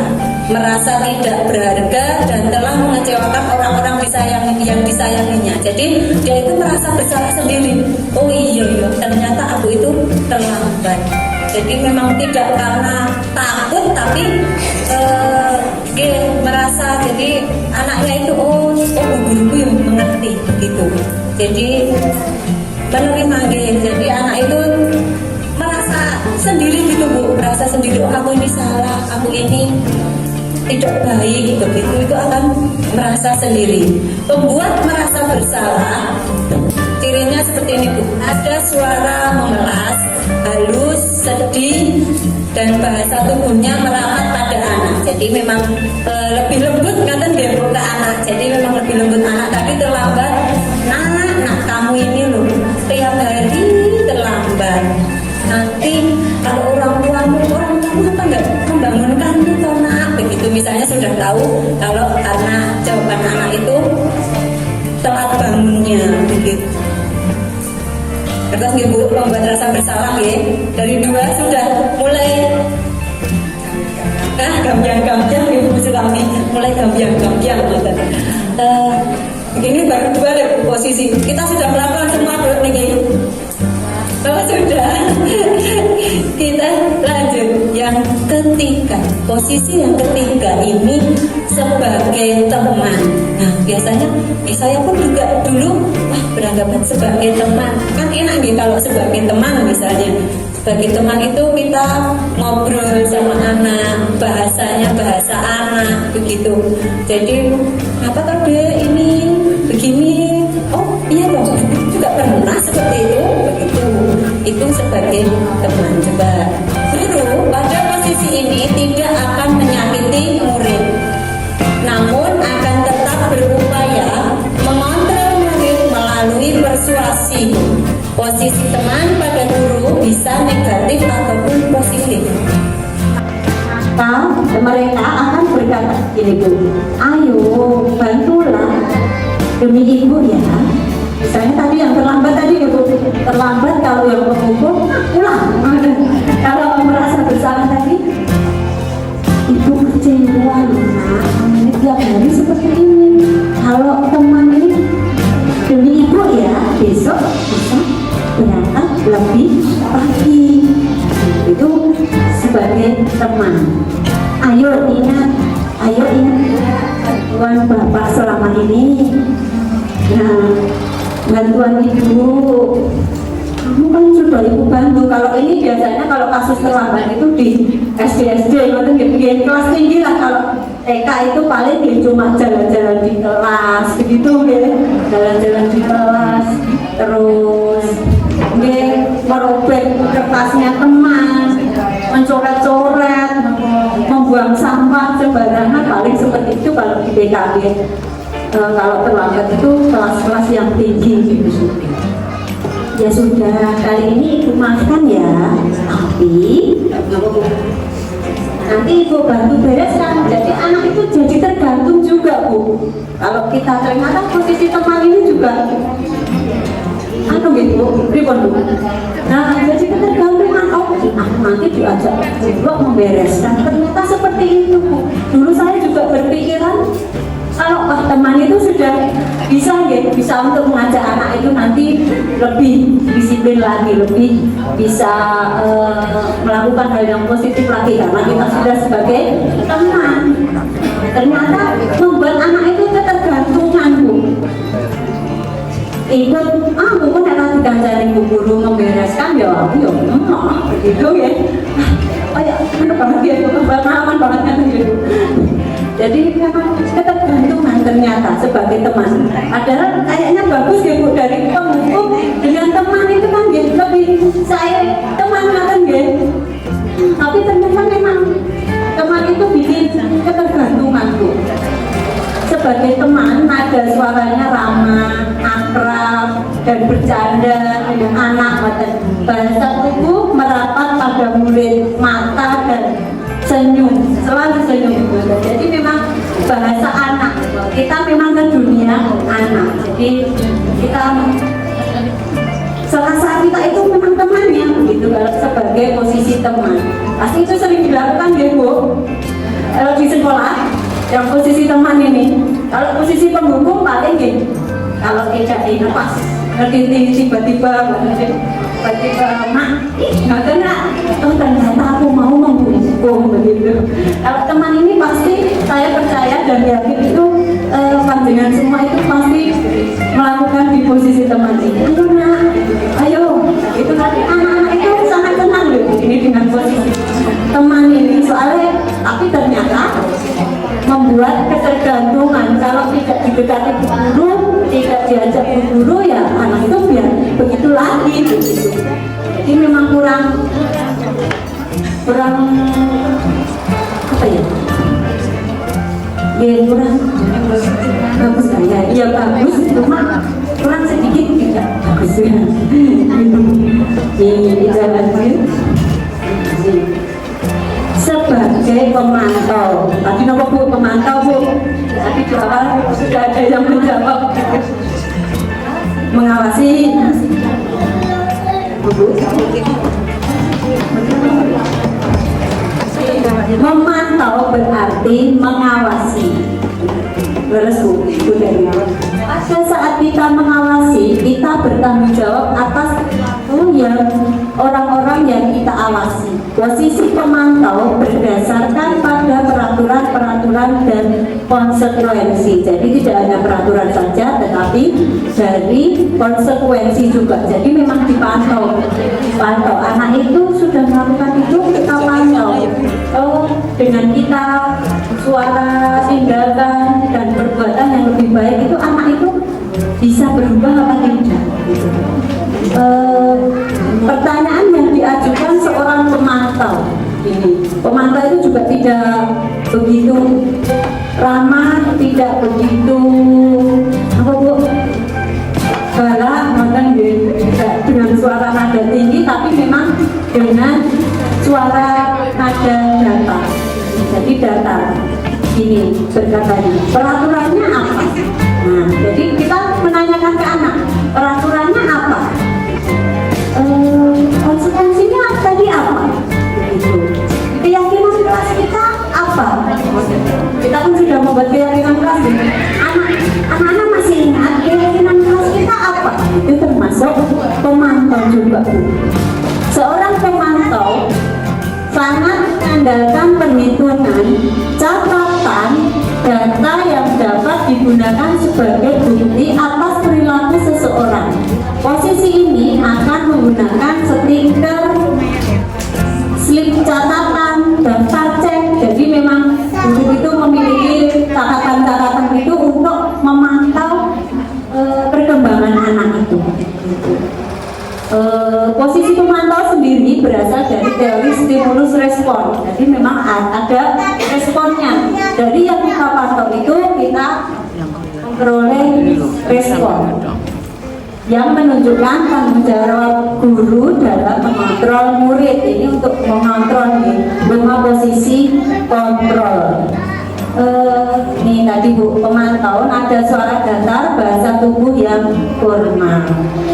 Kita lanjut ini pemantau. Nah ini posisi kontrol yang terakhir, manajer. Apa bu? Maknanya manajer itu yang sudah tahu apa bu? Makna manajer ya pemimpin, mengatur. Ini manajer adalah posisi di mana guru berbuat sesuatu bersama dengan murid, mempersilahkan murid mempertanggungjawabkan perilakunya, mendukung murid agar dapat menemukan solusi atas permasalahannya sendiri bu. Jadi di posisi manajer ini kita mendukung murid itu menemukan solusinya sendiri, bukan karena kita memberikan peraturan atau memberikan pernyataan begitu bu. Jadi memang di posisi manajer ini kita memunculkan sendiri, anak itu dapat menemukan solusi, tapi kita memang dengan pendekatan. Jadi ini di manajer, murid diajak untuk menganalisis kebutuhan dirinya maupun kebutuhan orang lain. Jadi, nah kalau kamu melakukan ini, nanti Jadi memang kita memunculkan solusi dari dalam diri anak itu sendiri. Di sini penekanan bukan pada kemampuan membuat konsekuensi, namun dapat berkolaborasi dengan murid bagaimana memperbaiki kesalahan yang ada. Seorang manajer akan berkata seperti ini, Bu. Apa yang kita yakini? Tadi kan kita sudah membuat keyakinan kelas ya. Jadi misalnya anak itu datang terlambat, masih ingat apa keyakinan kelas kita? Gitu. Ini bisa nanti bisa diterapkan di sekolah. Ada caranya di materi yang selanjutnya. Begini, ini perkataannya juga. Apakah kamu meyakininya? Jika kamu meyakininya, apakah kamu bersedia memperbaikinya? Jadi tadi sudah tahu kesalahan, terus validasi dari perubahan itu, kemudian seperti ya. Ini jika kamu memperbaiki ini, hal ini menunjukkan apa tentang dirimu, apa rencana kamu untuk memperbaiki hal ini. Begitu, Bu. Jadi posisi manajer ini adalah posisi yang posisi yang nomor, Bu. Ini memunculkan solusi dari dalam diri anak itu sendiri. Bukan karena kita ayo deh begini, itu kan masih motivasi eksternal. Jadi dari 5 posisi ini, Budi Bu, yang menurut dengan posisi terbaik, posisi kontrol yang terbaik yang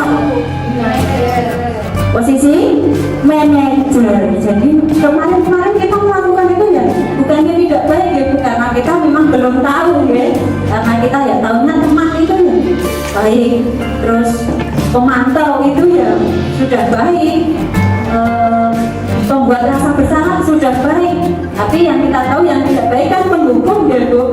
Penghukum itu tidak begitu baik, tidak baik memang. Yang ternyata yang dari kelima posisi kontrol ini, yang terbaik adalah posisi manajer, dari posisi manajer. Kapan Bu mau melakukan ini, Bu? Kapan, Bu? Jadi diterapkan, Bu.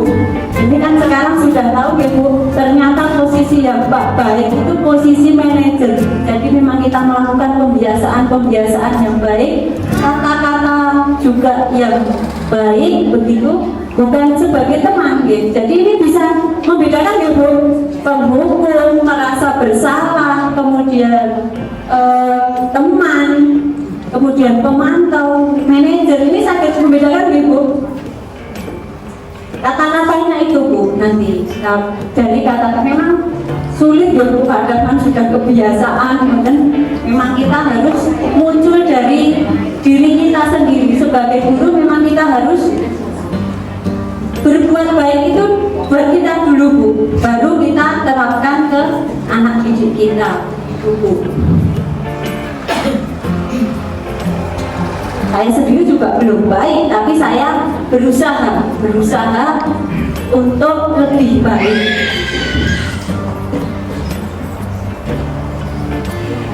Tugas seorang manajer bukan untuk mengatur perilaku seseorang. Kalau tadi manajer sebagai pemimpin gitu ya, tapi ini tidak untuk mengatur, Bu, tapi untuk memunculkan sendiri solusi dari dalam diri.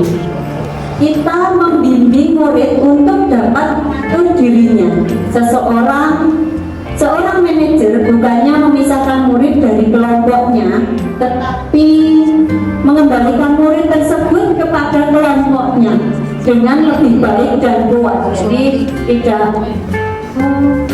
ayo kamu kan tadi salah nih, dan salah, nggak usah main karaoke, nggak usah main itu sama itu. Ternyata itu tidak baik ya, Bu. Harusnya memang kita harus bisa mengembalikan kepada kelompoknya, begitu, Bu. Kemudian bisa jadi dalam praktik penerapan disiplin sehari-hari, kita akan kembali ke posisi teman atau pemantau karena murid yang ditangani belum siap diajak berdiskusi atau diundang melakukan restitusi. Nah ini Bu, nanti kita masuk ke restitusi Bu. Kita itu akan melakukan semua tindakan ini, menciptakan budaya positif itu menggunakan segitiga restitusi Bu. Jadi untuk memecahkan suatu permasalahan kita dapat menggunakan segitiga restitusi. Tapi memang nanti penggunaannya itu tidak langsung begitu, tidak langsung berhasil begitu, tetapi memang bertahap prosesnya. Kita lihat memang prosesnya, bukan langsung dari hasilnya. Ini.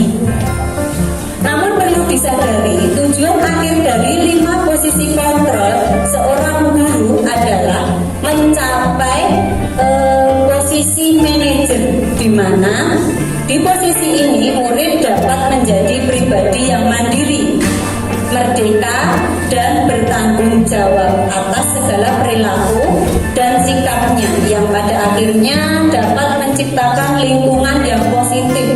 Jadi terbentuk budaya positif dari perilaku-perilaku yang baik itu tadi, hal-hal yang baik yang telah kita ciptakan itu akan membentuk budaya positif Bu. Jadi dari mulai disiplin positif, perilaku, motivasi, penghargaan, kata-kata yang kita berikan begitu.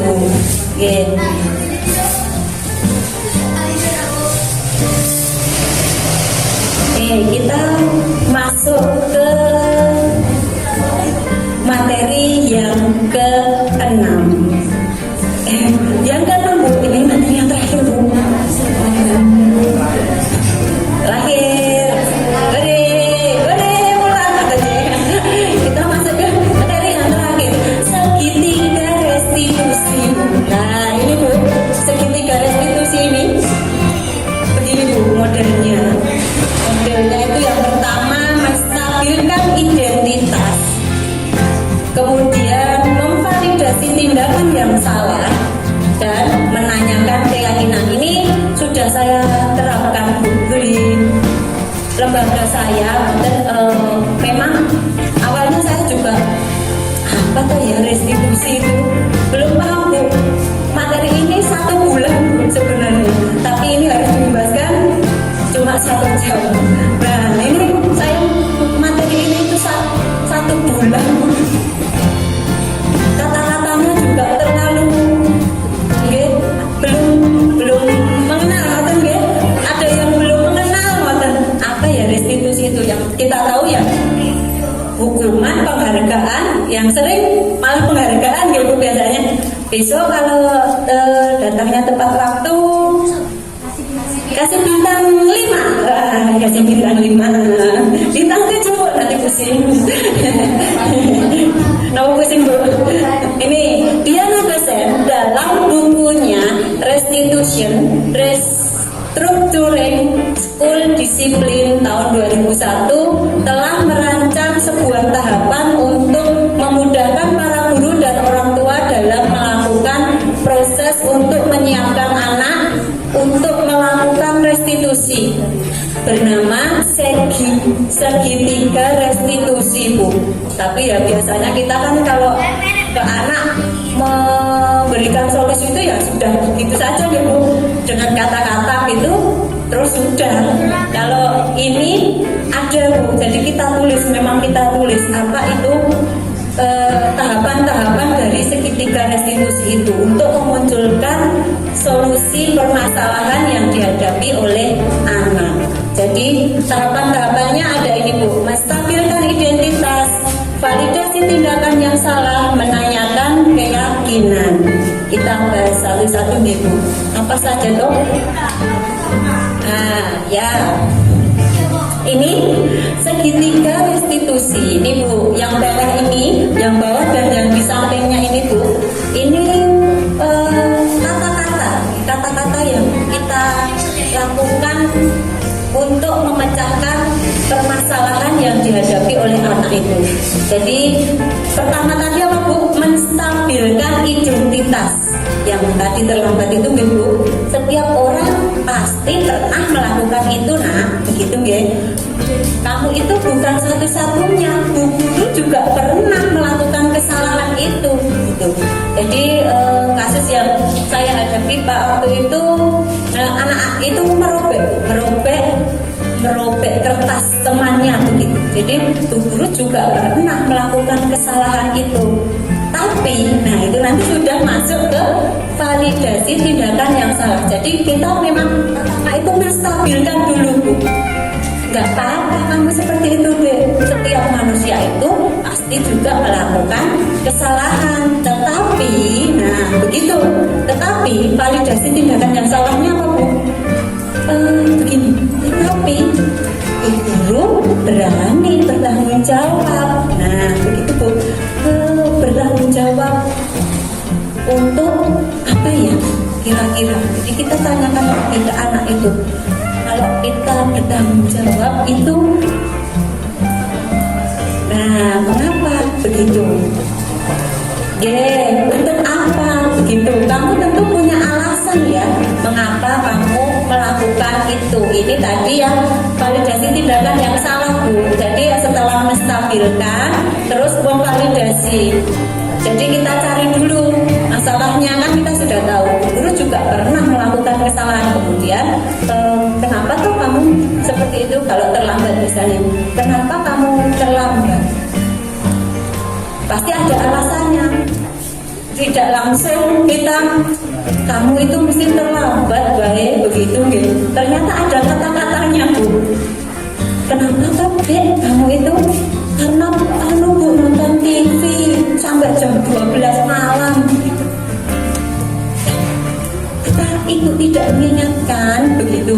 Jadi kita memang harus bertahap begitu Bu. Ada step by stepnya untuk tidak langsung berarti mesti terlambat terus begitu. Tapi kan ada. Terus kita akan menanyakan keyakinannya Bu. Kamu masih ingat keyakinan kelas apa yang kemarin kita sepakati bersama? Nah, begitu. Kami akan bertanggung jawab Bu. Akan bertanggung jawab. Berarti bagaimana kalau bertanggung jawab? Jadi anak itu akan, oh iya Bu, jadi aku tidurnya tidak malam-malam. Aku nanti tidurnya jam 7. Terus kita tanyakan lagi Bu, kapan mau dilakukan itu? Karena anak itu sudah sering setiap hari begitu gitu. Jadi terus jadi apa? Kamu akan melakukannya kapan? Gitu. Jadi mulai malam ini Bu, aku akan tidur jam 7. Begitu. Jadi memang anak itu akan memunculkan solusi dari dirinya sendiri, bukan karena kita memberikan iming-iming atau memberikan sogokan atau memberikan Dek bisa bangun pagi, berangkatnya pagi, kamu dapat hadiah sepeda lah. Jadi tidak seperti itu gitu. Jadi memang kita mencarikan solusi untuk anak itu memang dengan cara yang kata-kata yang kita berikan itu menstimulus begitu, stimulus anak. Nah ini tadi stabilkan identitas Bu. Kata-kata yang biasa digunakan, berbuat salah itu hal yang manusiawi. Tidak ada manusia yang sempurna. Bapak Ibu juga pernah berbuat salah.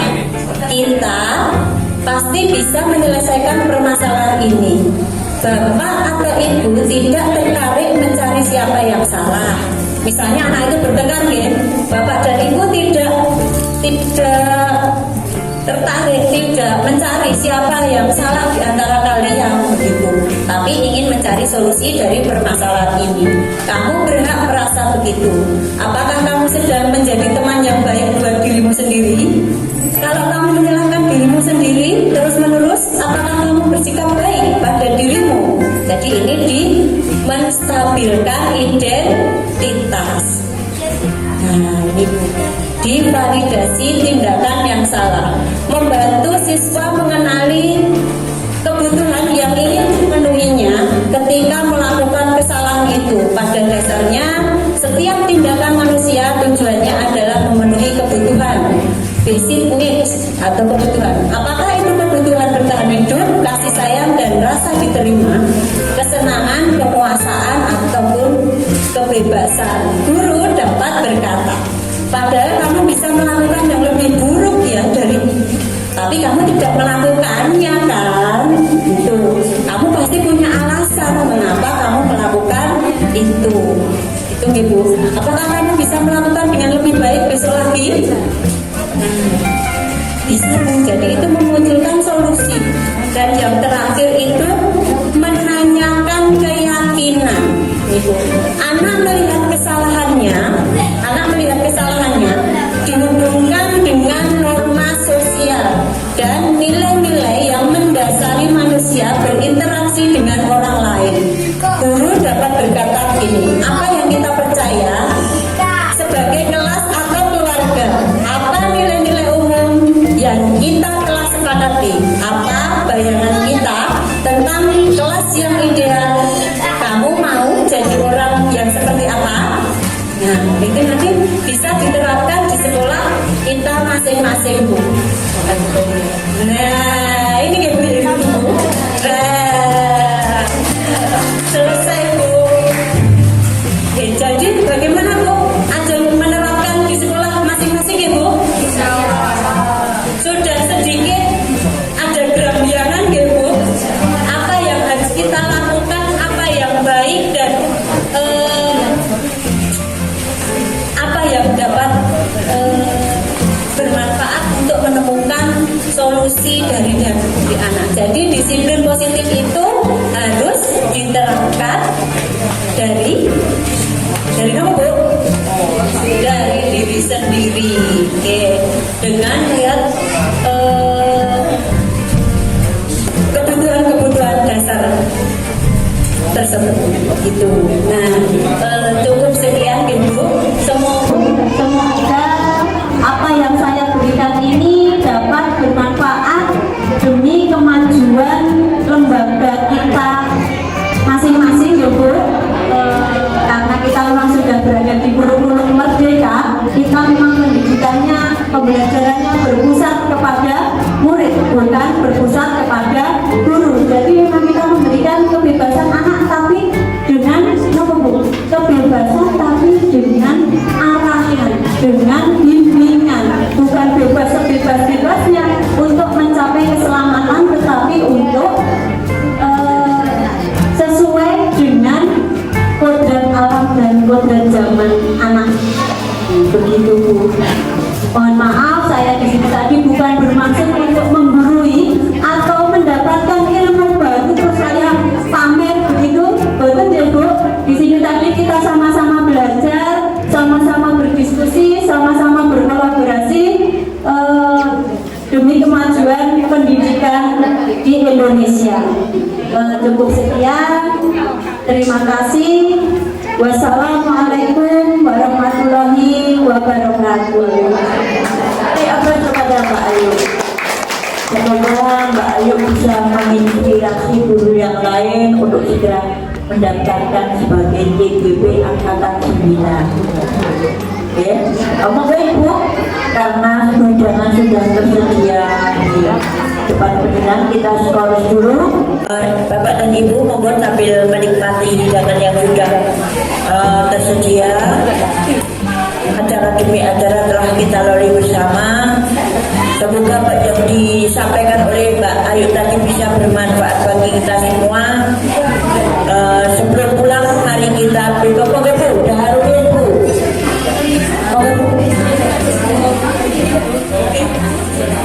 Kasih dibuka kok tutup baik udah belum.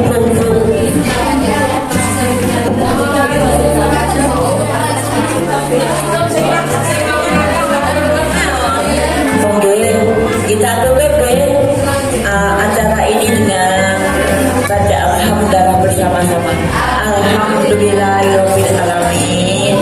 Oke, nanti bisa setelah jalan bisa langsung pulang Bu. Bismillahirrahmanirrahim. Assalamualaikum warahmatullahi wabarakatuh. Perkenalkan, saya dari Lumina, Ketua Gugus Cempaka. Alhamdulillah saat ini Ibu Ayu Widya Irfani telah memberikan pengimbasan materi modul 1.4 penerapan budaya positif di sekolah di Gugus Cempaka. Mudah-mudahan apa yang telah disampaikan oleh Ibu Ayu Widya Irfani ini tadi bisa bermanfaat untuk teman-teman di Gugus Cempaka. Pokoknya Ibu Ayu Widya Irfani tetap semangat, semoga menjadi guru penggerak yang hebat, bisa menginspirasi teman-teman kita yang ada di Gugus Cempaka. Demikian, terima kasih. Wassalamualaikum warahmatullahi wabarakatuh. Assalamualaikum warahmatullahi wabarakatuh. Saya Amadullah dari SPG, Kepala Sekolah Widya Irfani.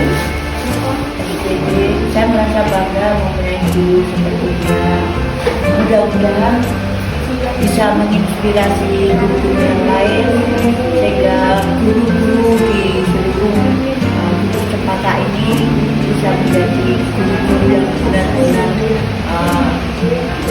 berprestasi, guru yang menjadi idola, guru masa depan. Dan semoga apa yang sudah disampaikan oleh Pak Ayu tadi bisa dipraktekkan di lembaga masing-masing sebagai implementasi dari guru-guru penggerak. Demikian yang bisa saya sampaikan. Assalamualaikum warahmatullahi wabarakatuh. Assalamualaikum warahmatullahi wabarakatuh. Saya Restu, saya temannya Bu Ayu Widya Irfani. Mengucapkan terima kasih kepada Bu Ayu Widya Irfani yang telah melakukan pengimbasan materi modul 1.4 tentang penerapan budaya positif di sekolah, ya. Sangat bermanfaat sekali bagi kami para guru TK, ya, pada saat ini karena perkembangan zaman dan sekarang anak-anak lebih dulu memahami segala sesuatu daripada kita. Jadi tentang pembelajaran penerapan budaya positif di sekolah ini memang kita butuhkan pembelajarannya, ilmunya. Terima kasih sekali Bu Ayu, sangat bermanfaat bagi kita semua. Assalamualaikum warahmatullahi wabarakatuh. Selamat siang, perkenalkan saya Sulistioni dari acara Raja dan Abang dari Layar. Selamat kepada Ibu Ayu Widya Irfani yang mencalon guru penggerak akademi Kabupaten Karangasem telah memberikan sharing beliau sangat komunikatif sehingga audiens tertarik dan menjadi diskusi yang menarik. Dan semoga Ibu Ayu menjadi inspirasi terima kasih. Assalamualaikum warahmatullahi wabarakatuh. Saya Ira Ningsih, pengawas TK Kecamatan Jateng. Akan dilanjutkan Bunda Ayu Widya Irfani yang saat ini bisa menyampaikan dan menjelaskan tentang budaya positif di sekolah, bisa menginspirasi teman-teman untuk bisa memberikan pelayanan yang terbaik untuk putra-putrinya, terutama dalam membentuk karakter disiplin anak yang lebih baik. Dan dengan harapan mudah-mudahan teman-teman sejawat dan termasuk Bunda Ayu Widya Irfani ini bisa mengimplementasikan di lembaganya masing-masing sehingga anak bisa lebih baik lagi ke depannya dan anak-anak bisa lebih percaya diri dan bertanggung jawab terhadap apa yang mereka lakukan. Dengan harapan mudah-mudahan dengan pemberian disiplin positif ini nanti betul-betul anak menjadi pribadi atau pelajar yang mempunyai profil Pancasila yang seperti kita harapkan di kurikulum Merdeka saat ini. Semangat untuk Ibu Ayu Widya Irfani, mudah-mudahan sukses dan menjadi guru penggerak yang bisa menginspirasi teman-temannya. Demikian dari saya, mudah-mudahan ada teman-teman lain yang lebih bersemangat untuk bisa mengikuti program guru penggerak ini seperti apa yang sudah dilakukan oleh Ibu Widya Ayu Irfani. Demikian dari saya. Assalamualaikum warahmatullahi wabarakatuh.